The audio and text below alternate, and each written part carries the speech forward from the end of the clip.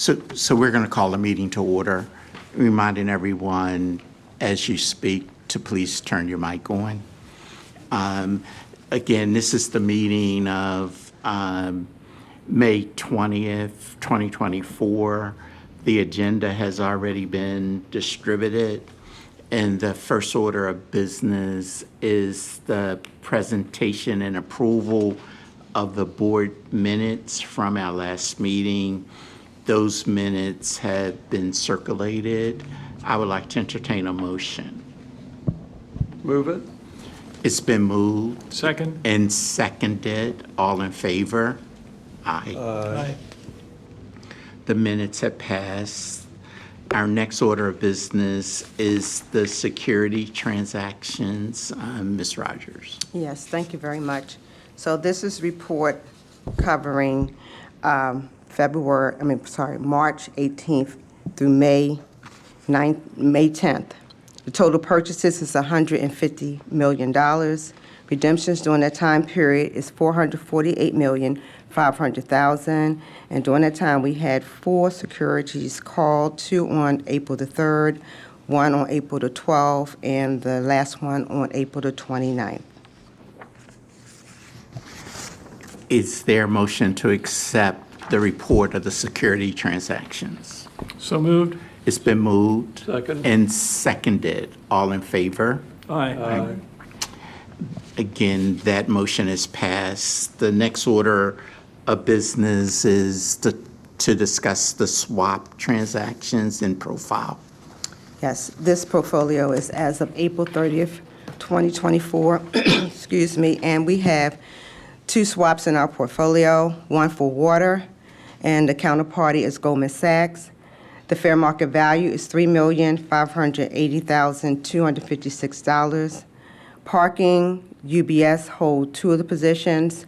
The fair market value is $3,387,533. The total fair market value of the portfolio as of April 30th, 2024 is $6,967,789.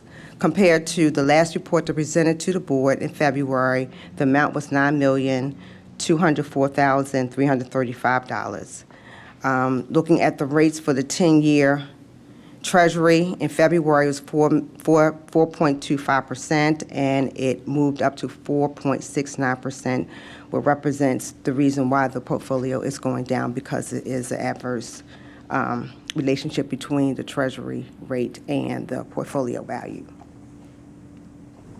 Janelle, do you have a strategy when we get below a certain level with respect to the swap obligations that we would cash them out?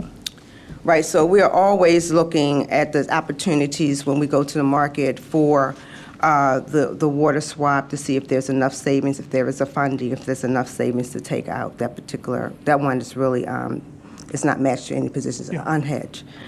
For the parking bonds, it's something that we don't do very often.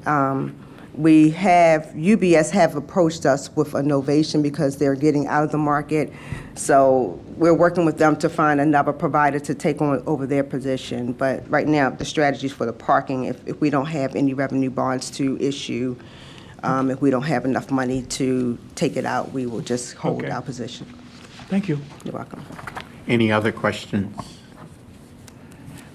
Hearing none, that's just being a report, does not require any board action. That's correct. Thank you.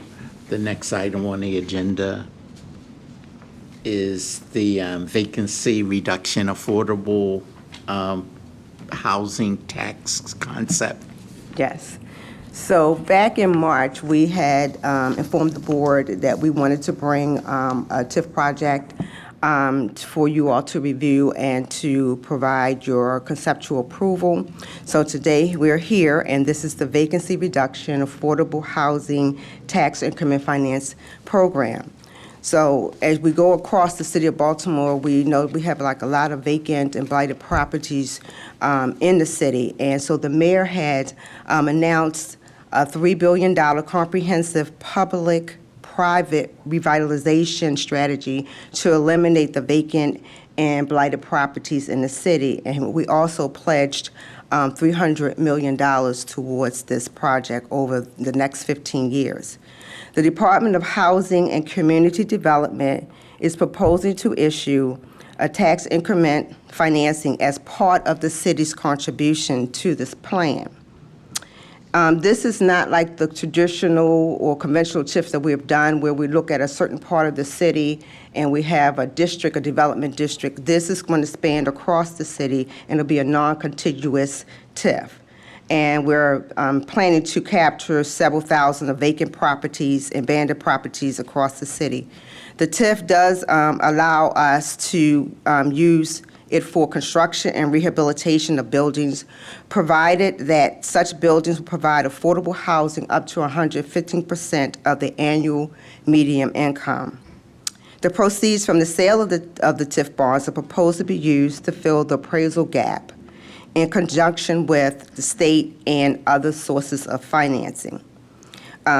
Department of Housing Community Development had built out this program and is working with the Department of Finance to prepare a formal application to request tax increment financing.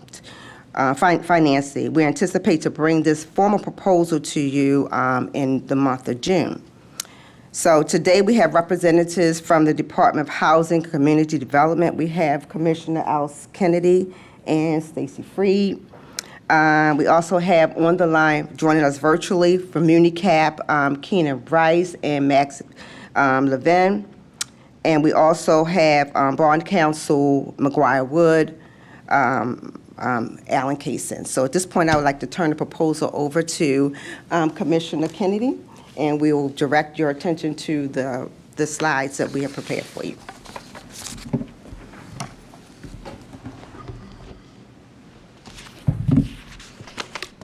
Hi, everyone. Good afternoon, Chairman and members of the board. I'm Alice Kennedy. I'm the Housing Commissioner for the City of Baltimore, and it's a pleasure to be before you today. As Ms. Rogers stated, we're here today just to provide a very high-level overview to provide a familiarization for the board of the concept of this tax increment financing.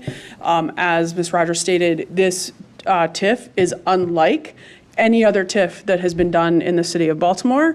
Actually, we're really proud about the potential of this TIF because it will be something that actually puts Baltimore on the map in terms of it also being the first, we think, one of the first, if not the first jurisdiction to comprehensively use a TIF like this to address vacant properties in the nation. So this is something that we're really excited about the potential for in helping us to achieve our goals. So I just want to thank you for giving us the opportunity today to move forward. We could go to the next slide. So we're going to talk a little bit today just over kind of what the problem is, cover the work and the vision behind that, the work that we do at the department so that you know how we're approaching this, and then go over components of the TIF itself and then have time for some question and answer.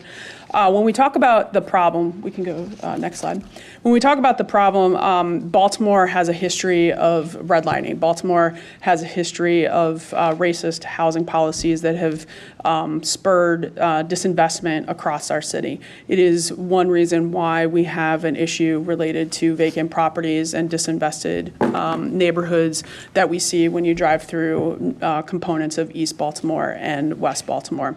What you see on the screen is on the left-hand side is a map that is predominant race by census tract, which has, as you can see, the concentration of our Black residents in that black butterfly. And then on the right-hand side is a heat map of the density where our vacant buildings are located within the city. And there's a direct correlation between those neighborhoods that have been historically disinvested, where our Black residents live, and where the concentration of vacant buildings are. For years, we hovered around 16,000 vacant buildings. And this has been an issue on the next slide that you can see that has perplexed and vexed some mayors across the years and decades. Oh, uh-oh.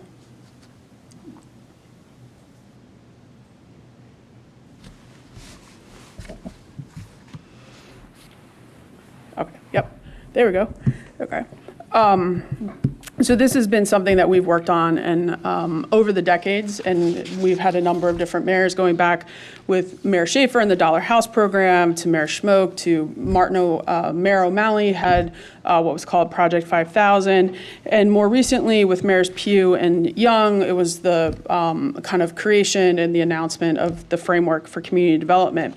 Mayor Scott really wanted to be the mayor that took this work and moved it to scale. So as you can see, one of the components to this has been that this really isn't an issue around capacity or capability or the tools in the toolbox, the legal tools in the toolbox. It really has been the lack of available capital to address this issue and to address it at scale in a meaningful way where we can see significant changes for the residents of Baltimore and how to move this forward. Historically, we've spent around $7 to $8 million per year on this issue. If we continue to do that, it would take us about 375 years to fully address the vacant building crisis that we have in the city. We don't have that time to wait. The vacant buildings are associated with the overall financial and economic health of our city in so many different ways, because it's not just around a tax base, but it's also around what is spent in the broader terms in terms of healthcare, mental health, our schools, our violence prevention, you name it, and tackling blight within the city actually supports the trajectory of our city in terms of a turnaround when it comes to our neighborhoods and the ability to generate additional funding. The mayor, in a partnership with Build and GBC in December, kind of announced a way and a potential capital stack to move this forward, to advance this work.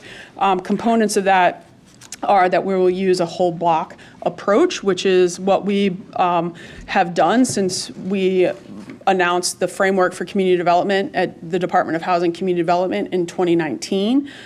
We take our framework and we achieve outcomes by whole blocks. So this isn't just about doing spot development, but this is about tackling our neighborhoods and doing it in a comprehensive approach as well that supports not just the rehabilitation of of significant properties, but also ties in the other components that create thriving, vibrant communities. On the next two slides, you'll get to the work of DHCD.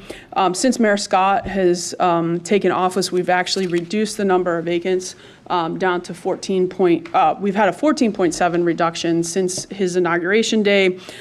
This data was pulled on May 15th. This is a snapshot of our vacant building dashboard. DHCD, this work is data-driven and a comprehensive data-driven approach and community-led approach to this work. We update this dashboard 3 times a day to track the number of vacant buildings in the city of Baltimore. One of the things that sets us apart from other jurisdictions across the country is our data and our data tools that we have for us. So one of those is a tool called CodeMap. This dashboard is available through that CodeMap link. The only way to abate a formal vacant building notice is to either get a use and occupancy permit or to have a demolition and demolish the property. So we are issuing new vacant building notices every day. We are also issuing new use and occupancy permits, and we're also doing demolitions. So that is one reason why we track this daily, and we track it 3 times a day. As of today, and at this time, we're at actually 13,413 vacant building notices. So even since this data was pulled on the 15th, we've seen an additional reduction, and we will continue to try to drive that. Can I interrupt you with a question? Yes. You show 12,000 private. Who are the owners of those private? It ranges. So we know the name of the owners of the private vacant properties, and they range. Well, is it a great number of investors? Are they single individual people, or? It's a combination of all of those. How's the split run? There are a significant number of LLCs, but some of those LLCs are defunct LLCs. We also have a significant number of owners that are deceased or don't have estates. So I'd say majority are some of the LLCs or current LLCs, and then we have a number that are private owners where we are also trying to hold those owners And how are you accountable. going to acquire those? So that, I'll get to that in a second to kind of go over what that Sure. acquisition plan is. So as it's pointed out, we do not own a majority of those, but we are increasing our acquisition. So this is one of the things that we have done over the last 2 years, is increase the acquisition of the vacant so that we can achieve those whole block outcomes. The Department of Housing Community Development is a full stack development agency. We have all of the tools available to us that are needed to do this work. Everything from the legal mechanisms and charter abilities to do acquisitions, to do dispositions. We accept donations. We do condemnation, eminent domain. We do private negotiation for acquisition.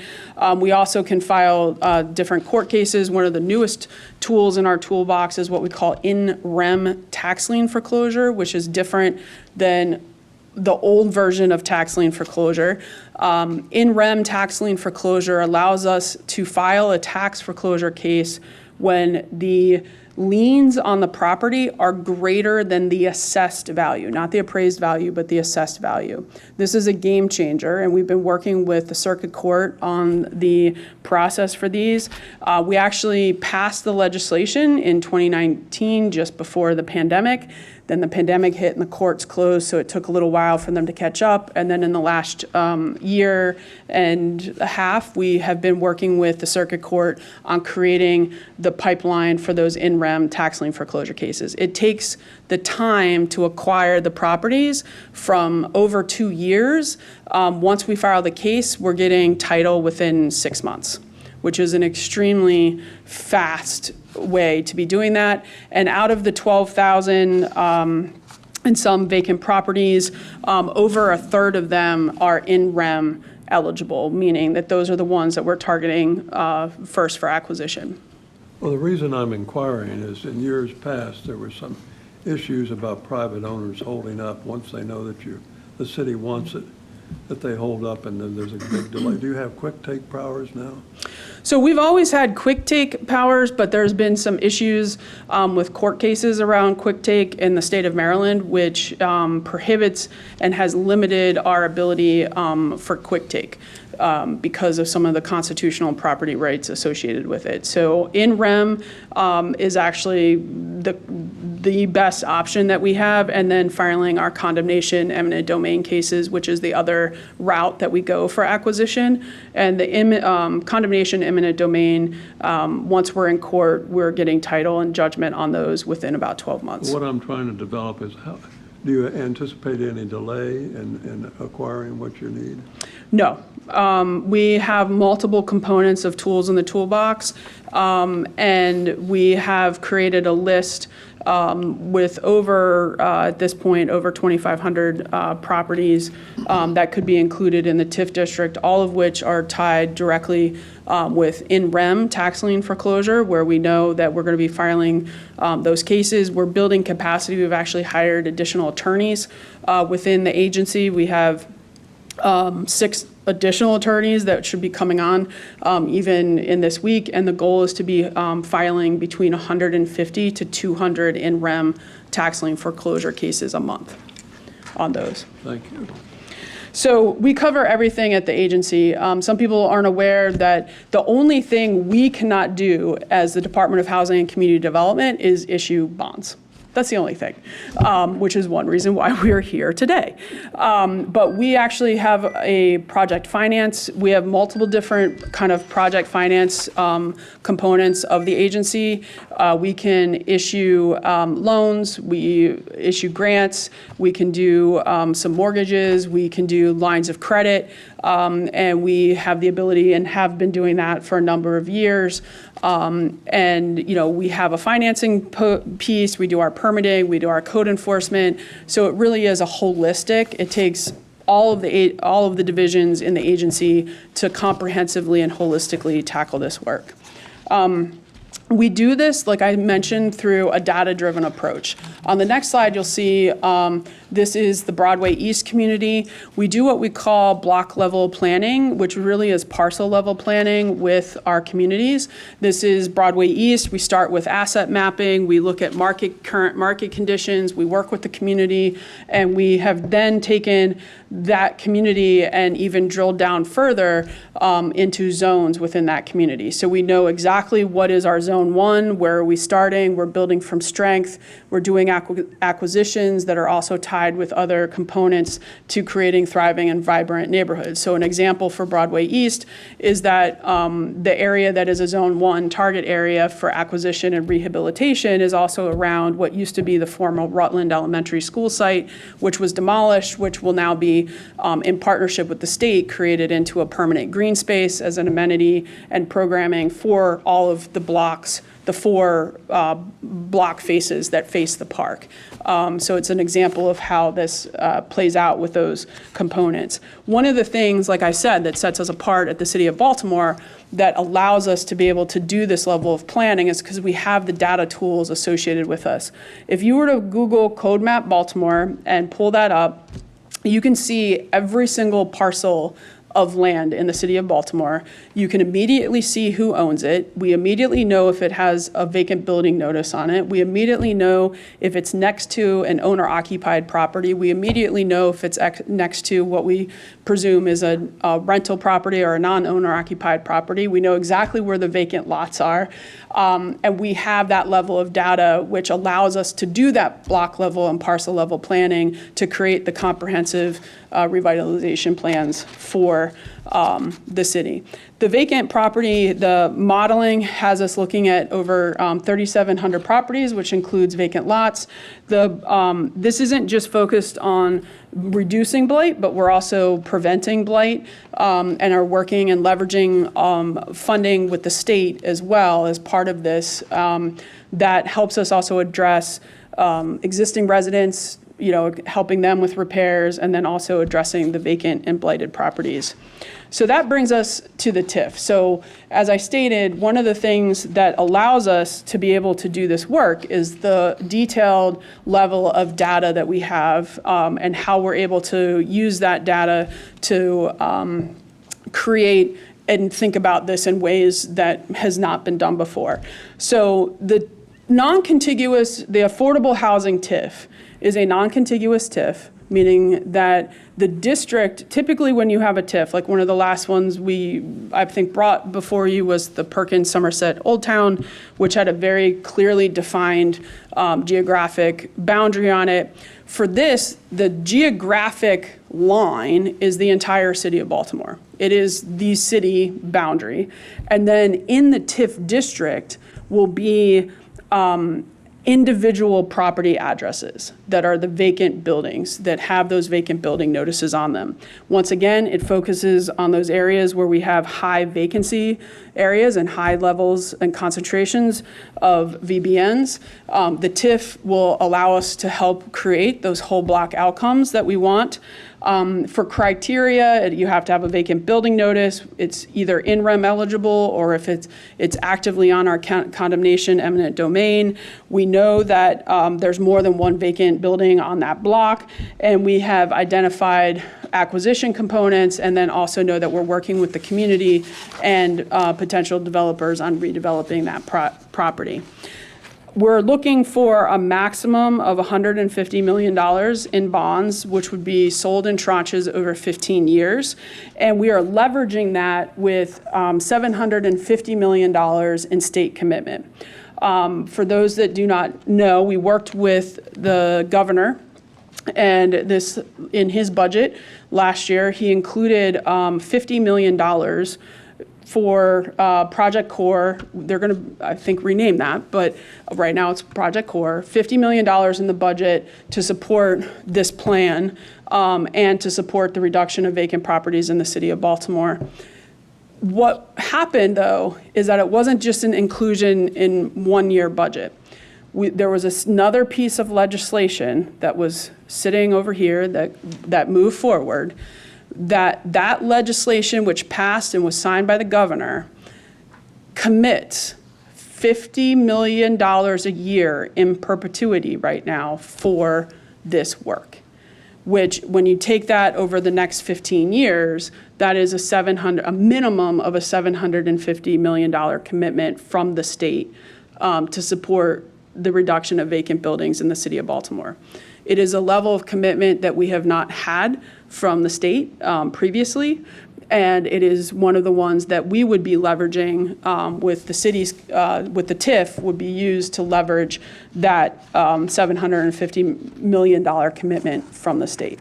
Can I ask, what do you mean by TIF proceeds will help to close the appraisal gap? What do you mean by appraisal gap? Yep. The appraisal gap is essentially where the cost of renovating the property right now is greater than what the appraised value would be post-construction. So the state also has a fund that's used to close the appraisal gap, and this allows us to not only close the appraisal gap, but also achieve what we also call an affordability gap. So in some instances, we want to close that. So an example would be, right now, let's say that it costs $200,000 to fully renovate a vacant building on a block, and it is appraising for $150,000 post. Then the appraisal gap is covered with that $50,000, what we call developer incentive or incentive into the property to close that gap. And then we're able to have full renovation of the property, and it moves forward. So what you mean is that when you end, you will have a gap of a certain amount that is less than the fair market value of the property. Yes. So the properties, if you spend $200,000, after it's finished, it's only going to be worth $150,000? In that immediate time, but we have data and have shown in our proof of concept neighborhoods of Oliver, Greenmount West, and parts of Johnson Square, that starts to shift very quickly as soon as you start to have scale happening in the communities. So the post-construction appraised value actually starts to increase in some of the immediate years after that, within 5 years. And that's part of what is in as the more formalized data that will be in the TIF application will also show the kind of trajectory that we have in terms of showing increased value in these communities where we've been doing the work. So this is a projection made by whom? So the projection, well, one of the pieces is that we actually have data that we have captured that shows the change over time in value in the communities that we've been doing this work in. So one of the things that we're here before you to say, which is why we talk about the work of the department, is that this is not work that is starting tomorrow. This is work that has been ongoing, that we've been honing, that we have been studying, that we have been implementing, that we've been learning best practices, we've been creating best practices in terms of how to move this forward. So our proof of concept neighborhoods that we've been working in over the last 10 years are Greenmount West, Barclay, Johnson Square, Oliver, and those communities informed our framework for community development, which laid the roadmap for the whole block strategy, for the acquisition strategy, and the block level planning strategy. And in those communities, we actually have historic data, so it's not projected data, but we have historic data that shows how the market has changed in those communities. And then we also have some projected data that will be part of that. We've worked with PFM, which is a financial modeling company out of Philadelphia. They've actually also been part of the city's 10-year financial, the older 10-year financial plan. They have done projections for us as well on this plan that show not only an increase in revenue and tax revenue that will be coming in after, public expenditure, and where that delta is to show the public capital goes down and the new tax revenue from a number of different sources goes up to show the return on investment, as well as PFM's projections on population growth. So when an owner comes in They pay $200,000 for the house? So in some instances, they potentially could pay $200,000 for the house. And what would happen, though, is that it would be a down payment. In that, we've done it both ways. We've done some where they're paying $200,000 for the house, and we've come in with a down payment and closing cost assistance that gets it down to $150,000, which is what the mortgage will be based on, This is an outright grant. as an outright grant. And then in other instances, it comes in where the renovation cost was $200,000, we provide the $50,000 appraisal gap, or the state is also providing the $50,000 appraisal gap, and then to the developer on the construction side, and then the mortgage is based, the sales price is the $150,000. So we've, Now, could I add a couple of comments on this topic? yes, So what you're referring to, the appraisal gap, is what we typically call the but-for test. And that's a test required for every TIF. If a project can cover its own costs, we don't ever approve a TIF for it. You know, the TIFs are approved because for one reason or another, the project will not cover its costs. It's the same thing here with this appraisal gap. The cost of renovating these houses is often greater than what the house can be sold for. And keep in mind, these houses are limited to 115% of area median income. So they're particularly meeting, needs for, moderate income households, workforce housing, things like that, which limits what the homes can be sold for. Because it has to be within that 115% if we're using a TIF. It has to be within that 115% of the area median income.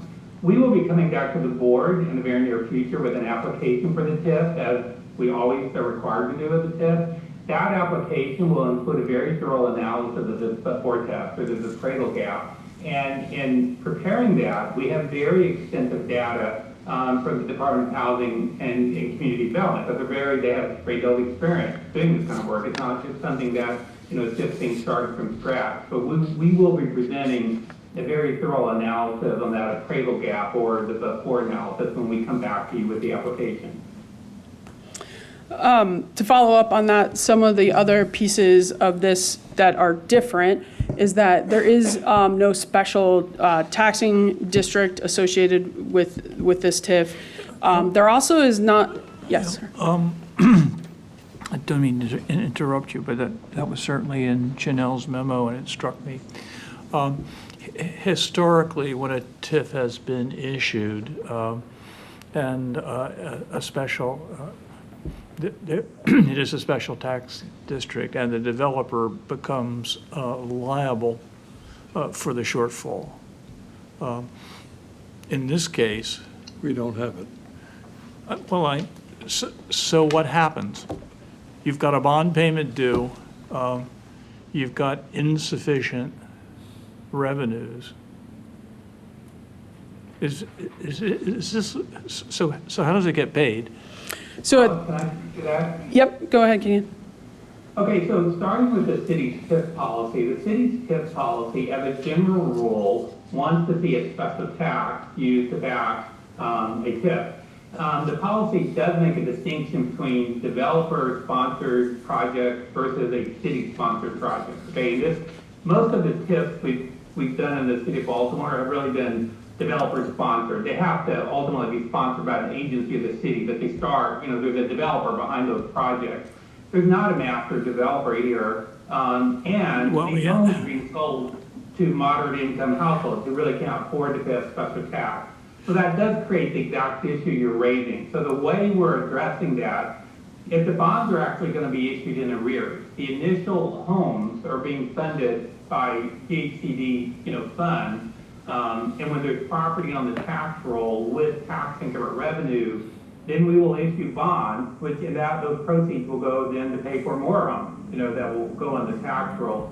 So we'll be issuing bonds with appropriate coverage for property already on the tax roll with tax increment revenue. Now, again, we will be coming back to you on that. This presentation is intended to be conceptual. We will coming back multiple times. We'll come back with the application in a few weeks. Before we issue bonds, we'll come back on the bonds, and we will very thoroughly address the credit issues on those bonds. We'll have facts at that point in time. We know that's very important to you, and we will be addressing that very thoroughly when it comes back. But the proposal right now is to not use a special tax, which is a lot of the city's TIF policy on city-sponsored TIF, and to address the credit issue by issuing bonds for property that's already on the tax roll, that already has tax increment, and to use those bond proceeds to then pay for the next phase or increment of new housing units. So, help me out a little bit here. There is an appraisal gap. A developer comes in, he rehabilitates the property. And somehow there's a subsidy or that is funded. How is that funded? Who pays for that? Because I've read through this several times. This says the bonds are issued in arrears, in fact, after the properties are on. So there's a gap in there. So- We all know that developers don't work according to any schedule but their own. So so when we talk about being issued in arrears, so what this structure allows us to do is we actually can capture the properties that have been renovated and are back on the tax rolls going back for the last year.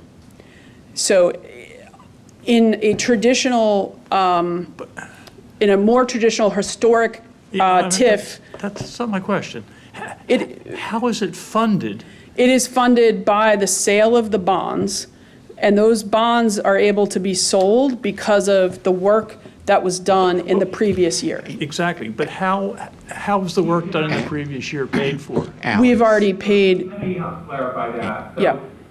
There's some priming of the pump, so to speak. Keep in mind that the state is providing $50 million a year, okay? And DHCD, has some money. The base year will be as of January 1 of 2023. There's already a number of units that are underway or come on the tax roll since then.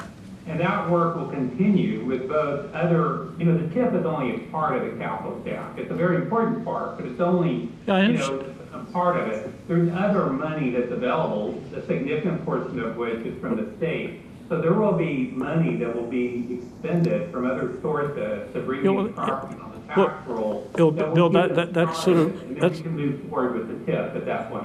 I know this is a conceptual meeting, and that's always what we do when we've looked at TIFs over the past 14 or 15 years. But this is, I'd just like to understand, if you will, the flow of funds here. I mean, this is like American apple pie. Who can fight this? But just help me understand how the funds are going to flow here. I can do that, and I think Arnold has a. Yeah, I just think it would be easier if you would do a project. An example. And talk about the capital stack in a project, because the gap comes at later when the financing can come to the table, et cetera. But I think hearing that will make everyone understand. So I will give an example of the flow of funds and kind of what is meant by the arrears component and so forth. So for the calendar year of 2023, so if we go back actually to 2022, the city and the state has been putting, and city, state, private developers have been putting money into renovating vacant properties across the city. There is a list, a very specific property list of vacant properties that were abated. So they were renovated, they received their use and occupancy permit, and they were renovated, received their use and occupancy permit, and have either been sold or rented using appraisal gap funding from other sources, whether or not it be other city sources or state sources, during the calendar year of 2023. Okay. So that list of properties from the calendar year of 2023 that used other sources of funds is the priming of the pump, as Keenan just mentioned. Those funds have already gone into the projects. Keenan, it's not Bill Henry. from Muni. This is Keenan. Yeah, Oh, I thought it was, that's Keenan. Yes, okay. that is Keenan answering All those right, questions. Well, I always torture Keenan. Okay. Yeah,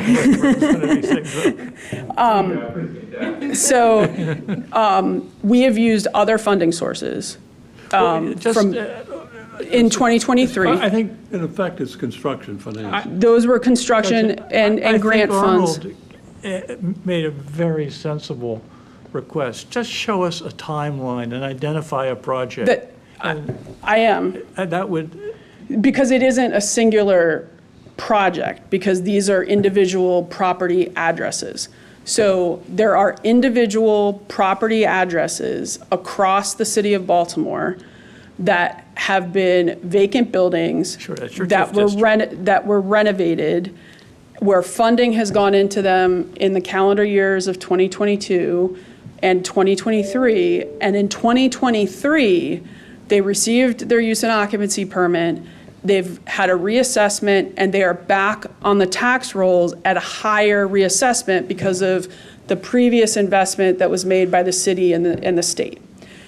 That group of properties from the calendar year of 2023 is part of the TIF district, because those and that new revenue from those properties from the calendar of year of 2023 will be used and projected to repay the bonds Okay. for the this is first tranche of bonds. perhaps a naive question, but when they go back on the city's tax rolls and the owner of the property gets his property tax bill, how many bills does he get?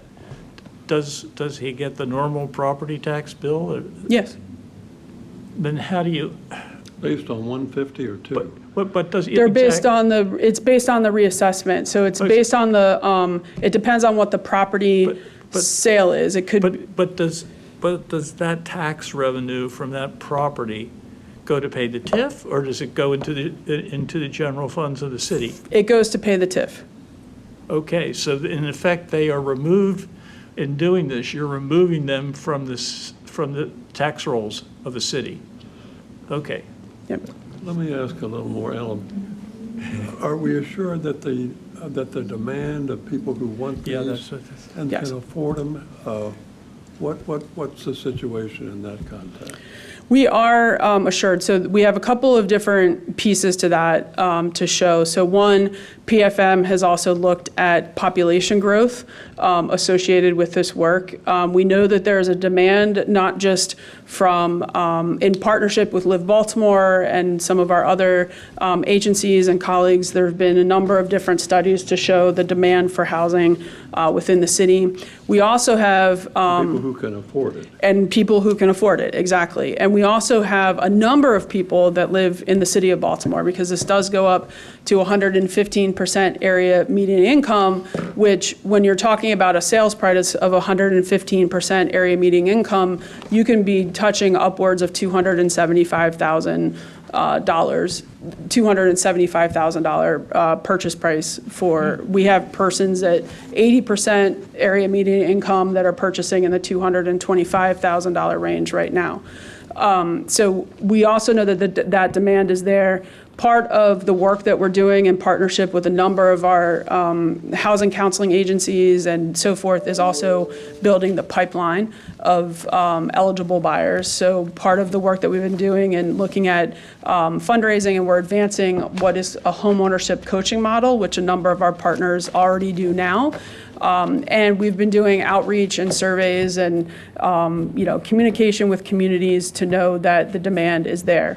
An example of some of that you could see now is the 800 blocks of Harlem and Edmondson, which a number of those would actually be included in the TIF district, because they came on in the calendar year of 2023. That was 38 38 vacant properties on those blocks, and they've sold every single one. They have pre-sales on them, and those have started. Sales price on those were at $265, and they've also gone up as high as, $325,000. And Yes. Sure, excuse me, go ahead. And the lenders will be there If, also? if, Yes. to the extent that this is successful, and you're counting on presumably some population growth in the city to make this work, this is perhaps projecting too far into the future, but what kind of pressure does that put on the other resources in this, that the city needs to provide, water, schools, roads? So You're talking about 13,000 houses, which, that's a lot of houses. it is, and That's a very big property development. that is now, and some of those will also be demolished, and it'll be vacant land. But we have incorporated, so in the $3 billion kind of planning for this work and the Sure. properties that we're talking about, it doesn't assume that every property will be renovated. It also assumes that there'll be demolition on some, and then there'll be maintenance of vacant land. Unlike other plans before it, we have actually included, of the $3 billion, $1 billion is associated directly with infrastructure and part of those needs and part of those stressors, whether or not it be on water, sewer, streets, roads, sidewalks, trees, tree pits, trash cans, lighting, parks, recreation space, some of the green space maintenance. That's precisely why a lot of these homes have been abandoned. Exactly. So, and that was a key and very important component for this work to know that it would be successful, was to do this in a holistic, comprehensive approach, which wasn't just about the physical structure of the vacant building, but the other pieces and the funding necessary to have around that. It would be So, very useful in your formal presentation if you could address that in a specific way. okay, we can do that as So well. Alex, can I mention, we will, as we always do with a TIF analysis, we will prepare a fiscal impact analysis. So that will, in fact, we're already working on that. We made a lot of progress. It's mostly been done. So we will be submitting, as we always do with the TIF, is what is going to be the fiscal impact of the city. Now that some of the taxes are going to pay for the bond. One thing I will point out is affordable and moderate price housing does not create the same type of positive tax revenue that a commercial project like Harbor Point does. Okay, we know that, but it provides a very important social good. And there's a lot of benefit of taking vacant and abandoned properties and putting them back on the tax rolls, and people move there, and they're paying income taxes, and reduces cost of crime, and Alice went over a lot of the costs to the city of these vacant and abandoned properties. So there's a lot of pluses to that, but one of the very important pluses is just the important social benefit of providing modern, quality, affordable housing for people that need it, and in the process taking all this vacant and abandoned property and using it for something that's good. It's for motherhood the and city. apple pie, okay. Keenan. Let me ask you another question. Why don't you just get a financial institution or a group of financial institutions to give you a revolving line of credit? It would be tax exempt to them. You wouldn't need to underwrite bonds. Has that been entertained at all?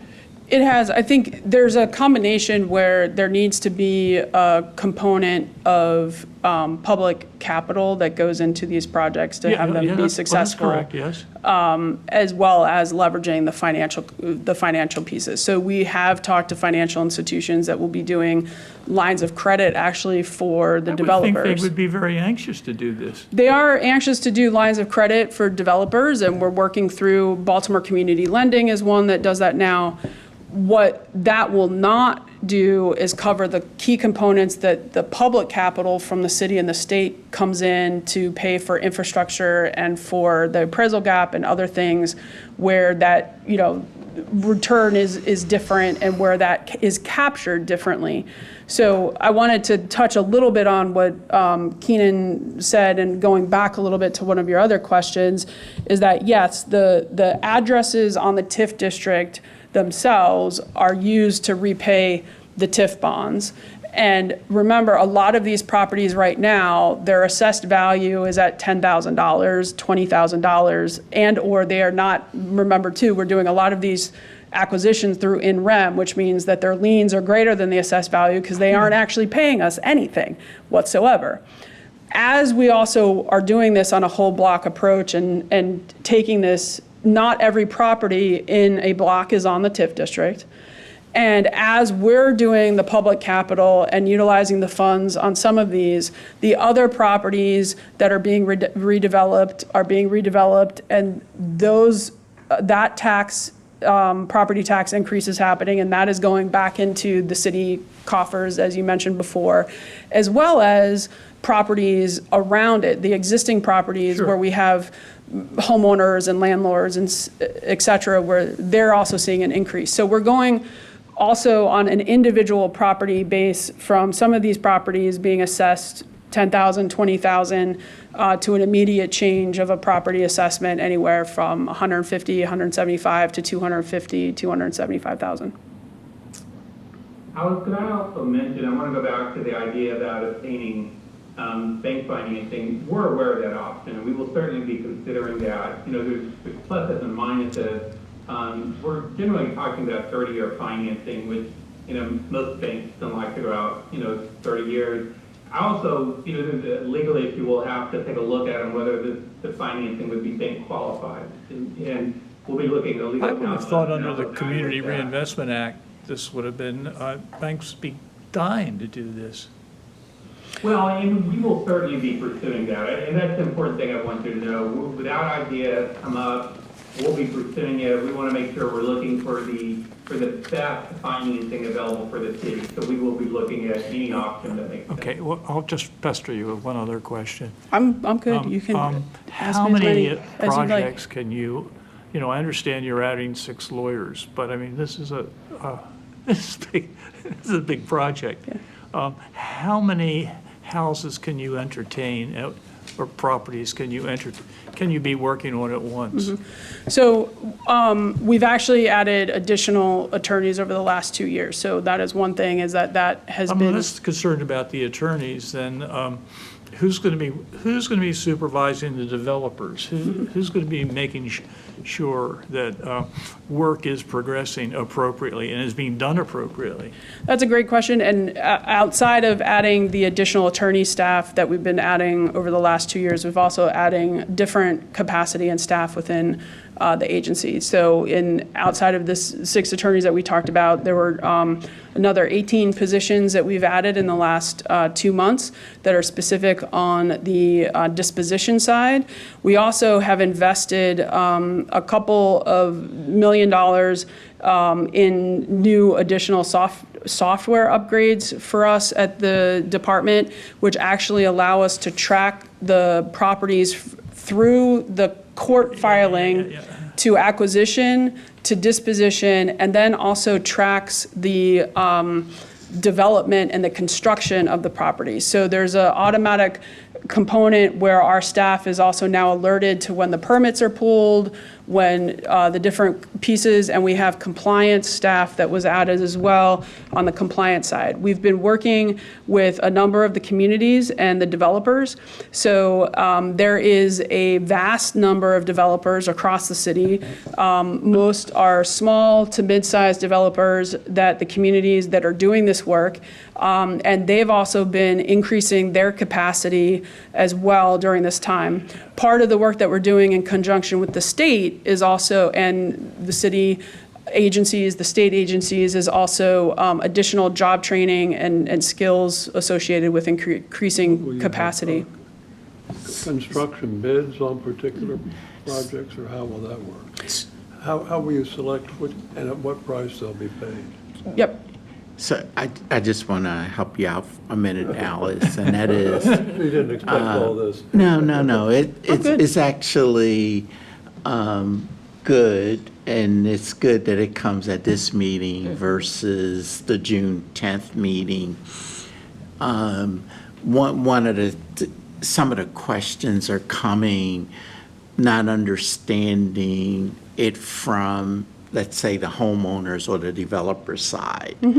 And '23 was a great year to see, even with banks, how they wouldn't move forward because the gaps in appraisals would not bring enough money to the table. I remember reading about one developer who needed 15 sources of capital just to get their project done. So this is it's actually a tremendous opportunity for Baltimore Well, I don't City. think- We agree with that, we're just trying to get some details. Yeah. And I would just hope that next meeting, Keenan and Alan will be in a room, just so that we would hear more of it from the bond analysis. And the one thing we're missing is, in the literature, it talked about 15 tranches or tranches over a 15-year period, which was going to be my questions, the number of pull downs on, because that gives us multiple opportunities. One, to see how the first round goes, and then secondly, at the next tranche pull, you get to see what's in that bucket from the year before. So it's a great opportunity to see how those values are Well, increasing. this is a general question. I was wanting to know, who's going to select the contractor and who's going to determine how much Yep. the contractor's going to be paid? So we are actually finalizing the developer RFQ offering right now. We have one for rehabilitation of existing properties as well as new construction for infill new development. We will be issuing those RFQs in partnership with our community development partners, and then selecting contractors. So they're going to go out by neighborhood. So we have the impact investment areas, which constitute a number of the different neighborhoods in Baltimore. We have the East impact investment areas of Broadway East, East Baltimore Midway, Coldstream Homestead, Montebello. We then move up, we have Park Heights, which is an entirely very large geographic area. And then our West Impact Investment Area, which covers everything from Penn North to Druid Heights to Upton. And then our Southwest Impact Investment Area, which also covers a number of different areas. So the RFP will be for packages and So the RFQ is going to go out to qualify the developers that want to work in those communities. That's what we're starting with. So we're starting with the qualifications for the developers that want to work in East Baltimore Midway, understanding, the partnerships and the architecture style, the size of the homes, et cetera. So it starts with the request for qualifications for the developers to create that master list of developers. Then we will be working based on the acquisitions that we do. We will then be working on putting out those through packages. So, depending upon what we find out for the number of developers that want to be working in the different communities, we'll also know kind of scope, size, scale, and then those will go out as packages as well after we've completed the acquisition. thank you. Because we can't Makes sense. offer those, yeah. I think we should talk about next meeting. Yeah. So we will be back on the June 10th meeting. That will be the formal submission of the TIF application. And it will go over the proposed bonds to be issued, the full description of the but-for test, the other components of analysis that have been done by both MuniCap as well as the legal analysis that Alan Kaysen has Is Alan done. going to do the legal analysis? Yes, and that's already, he's been doing that. We've been in conversations about this concept for a while, kind of checking on things and seeing where we are and how this could work. But Alan has completed the legal analysis and will be here as well to discuss that. We'll discuss kind of how those TIF proceeds will be used in terms of supporting the different rehabilitation as well as some new construction pieces to that. And then looking for then what would be the next step after that. Good. I dare not ask if there You are can other ask any, questions. I'm okay, I'm good. So if there are any other questions, I'm happy to entertain them now, which might make it easier in any way, shape, or form for the June 10th meeting. You've been very helpful. Thank you. You're welcome. Thank you, Alice. Okay. Appreciate it. Thank you. Is there any other business to be brought before us I today? need a motion Yes, okay, for conceptual approval. okay. So I am asking, after hearing the discussion and all of the questions and the responses, a motion to accept the conceptual presentation of the vacancy reduction affordable housing tax increment financing project. Move it. It's been Second. moved and seconded. All in favor? Aye. Any opposed? Any abstentions? Hearing none, this motion passed. Thank you. I'm less concerned about the financial aspects than I am about the software management. This is an enormous project. It is, but they can handle it. Either they will or they won't. Any other business to be brought before us today? Keenan's going to show us projections No at other work. We business. know that. Hearing no other business, I would ask for, just remind everyone again that the next meeting is June I don't hear well. 10th, a little different than our traditional fourth Monday. June 10th at 3 p.m. here. Monday? It is a Monday. It is a Monday, Monday. yeah. And with hearing that, I would just ask for a motion to adjourn. So moved. Second. And second it, it's unanimous. Thank you very much. This meeting is adjourned. Thank you. There you have it. I didn't hear.